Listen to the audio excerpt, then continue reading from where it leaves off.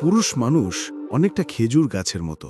আদর পায় না, যত্ন পায় না, কেউ জল দেয় না, সার দেয় না, গোড়ায় মাটি দেয় না। সে নিজের পায়ের তলার মাটি নিজেই শক্ত করে অযত্নে অবহেলায় বেড়ে ওঠে। বেড়ে ওঠার পর তার কাছে প্রত্যাশা অনেক। তার ফল খুব মিষ্টি, তার রসের জন্য হাহাকার। তার রস থেকে তৈরি গুড় অনেক বেশি উপকারী আর সুস্বাদু। রসের জন্য তাকে বছরের পর বছর ক্ষত বিক্ষত করা হয়।